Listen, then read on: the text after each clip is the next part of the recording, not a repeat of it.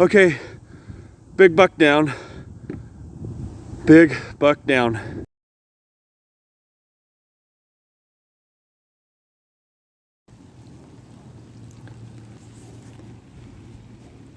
Okay, I'm doing this on my phone, so I hope it comes in okay.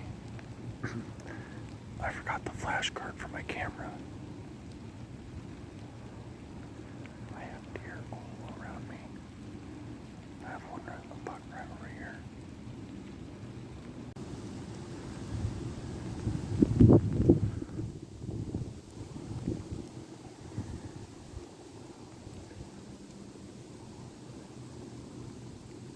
So this is opening weekend, opening Saturday. I had to work this morning. Got down here about 3 o'clock. And basically had non-stop activity since the time I walked in, so I haven't had time to shoot much footage. Like I said, it's on my phone. I hope you can hear me.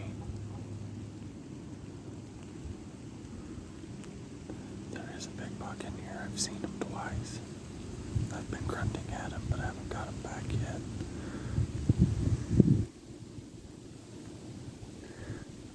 The little buck that just walked through was a little four-quarter. I've seen several dogs too.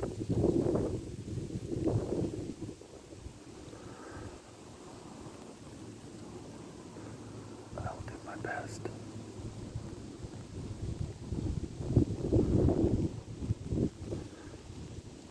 But if I do get something, then I probably won't have my phone or any kind of recording device going because I need to concentrate, so I apologize ahead of that.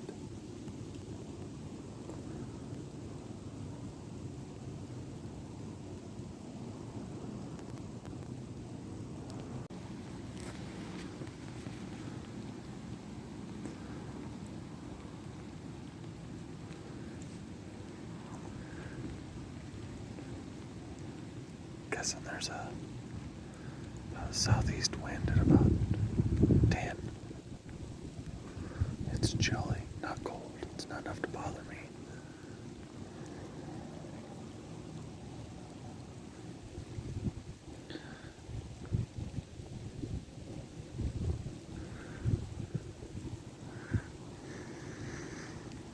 Not much going on.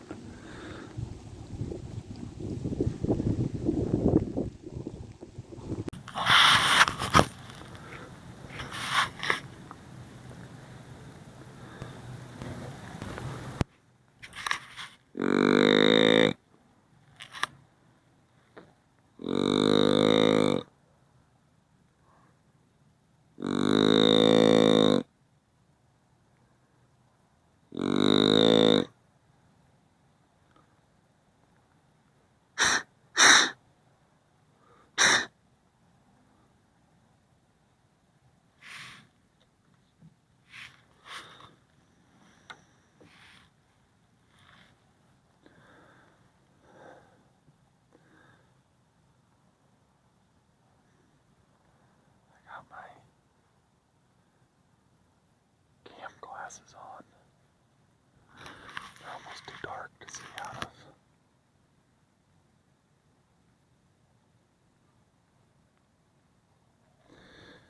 Overcast out. Perfect hunting day.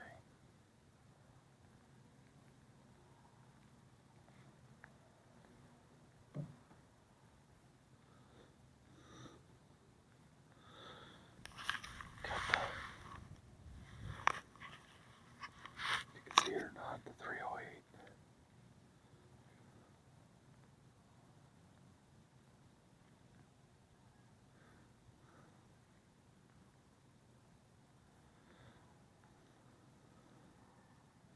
It's early yet. It's not quite 4 o'clock.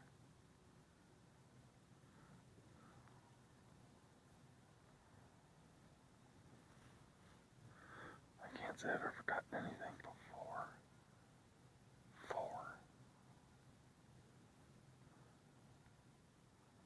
I know my dad has. And usually in the mornings I've never gotten anything past 8 o'clock.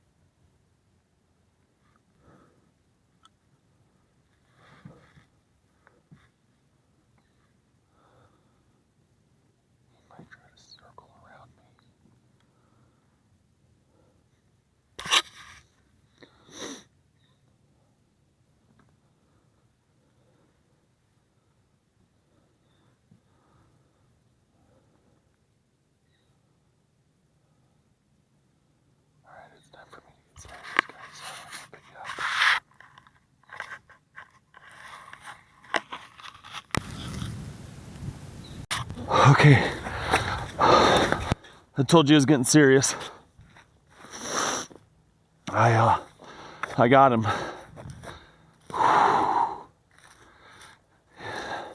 He snuck in. He went around to the north, came in the timber from the north. I'm guessing he followed the river.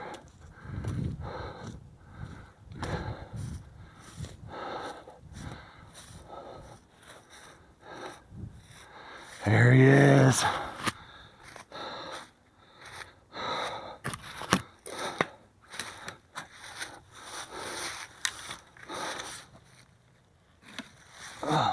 One, two, three, 4, 5, 6, 7, 8, 9. That's him. Look at that, guys. 1, 2, 3, 4, 5, 6, 7, 8, 9, 10. My dad's coming behind me here. Right next to my camera.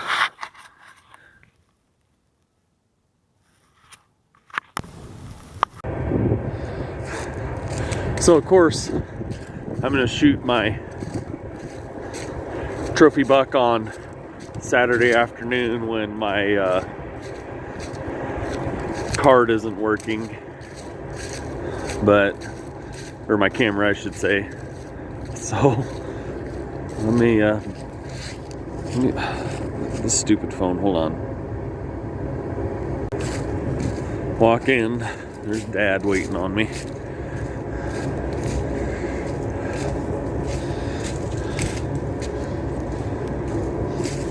I didn't have an SD card in my camera, so we're shooting a video on the phone.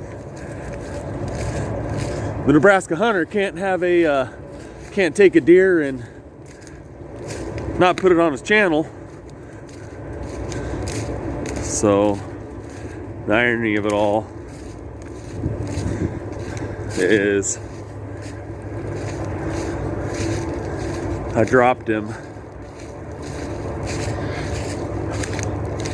right behind my camera. There he is. He's a 5x5. A little smaller. He's not as big as Cletus. Maybe a little taller, but he's got a little nubbin there too. He's not quite long enough to count as a point, but if I'd have maybe left him, that would have been a nice branch next year. So off his G2 anyways. So all right, time to do the nasty. Okay, everybody, so it's been a couple days now after I got my deer. Sorry that the video just kind of abruptly ended right there when I did. My phone ended up dying because I shot so much footage off my phone because I forgot my SD card. You know, never fails. I forget something important. I get an SD card for my camera and I get a deer. But anyways, so yeah, so after that, I got the deer gutted and loaded up and got him down to the check station and checked in that night. Then, so quick little story here. So after that, got him checked in about 6 o'clock that night and went to go drop him off at the our local locker to get butchered. It was probably about 6:30, 6:45, not real late,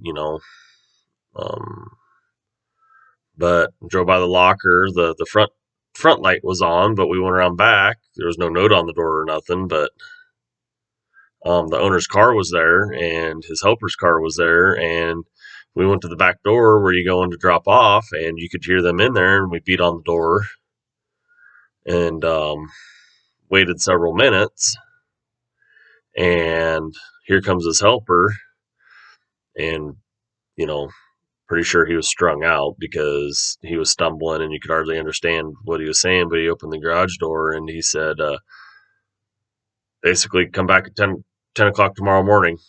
Slam the door in our faces. So it's like, okay, take our business elsewhere. And I did. So instead of doing business local in my hometown, I ended up going 25, 30 miles away to a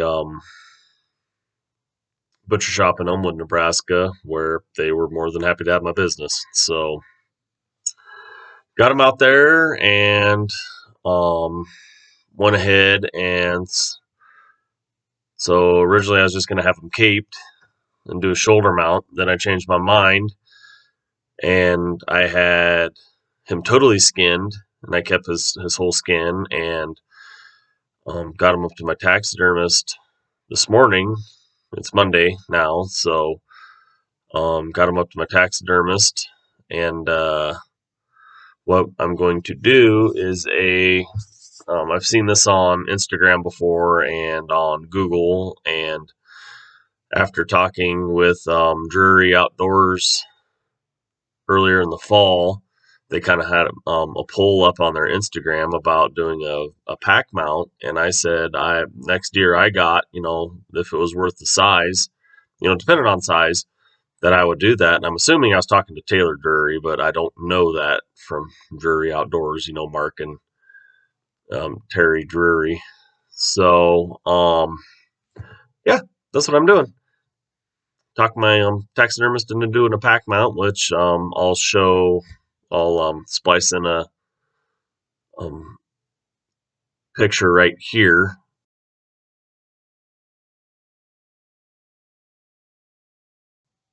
of what it looks like. So, and after I showed him a picture of it, Dave, my taxidermist, he looked at it and he goes, "Well, that's not difficult." He goes, basically all they did was a neck mount and tanned the rest of the hide and rolled the hide up and mounted it to a backpack frame. So I'm going to make the backpack frame. It's going to cost me a little more than a typical shoulder mount, because basically you got the pricing of the tanning of the hide, and then it was only $25 cheaper to do a neck mount over a full shoulder mount. So, which I have a full shoulder mount on, old Cletus upstairs. I wanted to do something different. This is probably the only time I do this because it's going to cost me quite a bit. We're talking like $300 over a normal shoulder mount. So, and plus I got to build the frame yet. So it'll be okay. I trust him. It's going to look good. So, and this guy, he's a 2.5-year-old 5x5.